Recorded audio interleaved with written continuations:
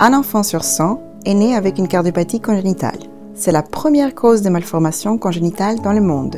Dans certains cas, elle est détectée bien avant la naissance du bébé. Et ces enfants sont suivis tout au long de leur vie, non seulement pour leur cœur, mais aussi pour garantir leur bon développement et leur bien-être psychologique. L'étude nationale Neuromoms a été conçue pour évaluer la relation entre le vécu psychologique maternel après le diagnostic d'une cardiopathie congénitale et le développement du jeune enfant.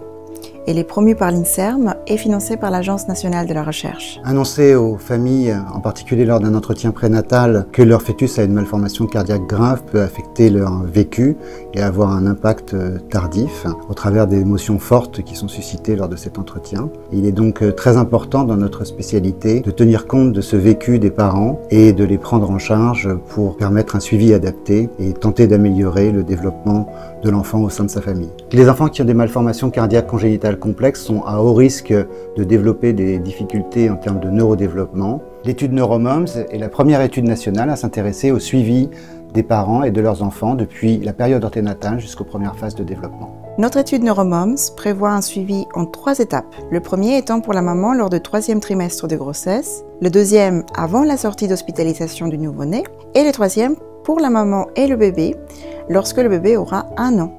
Il est crucial de voir les enfants à ce moment-là pour voir leur progrès de développement, leurs premiers pas, leurs premiers mots, voir comment ils interagissent avec les parents, avec nous et suivre leur développement social.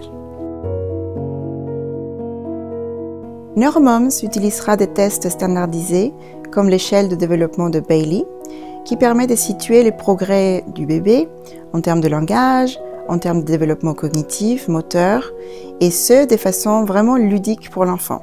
Alors nous aurons aussi des questionnaires avec la maman et le papa, et toutes les réponses seront confidentielles et anonymes.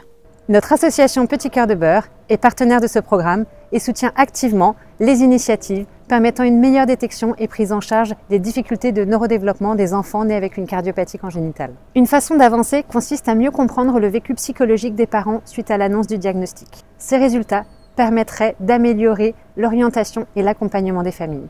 Si cette étude vous intéresse, vous pouvez vous rendre sur le site internet petitcoeurdebeurre.fr.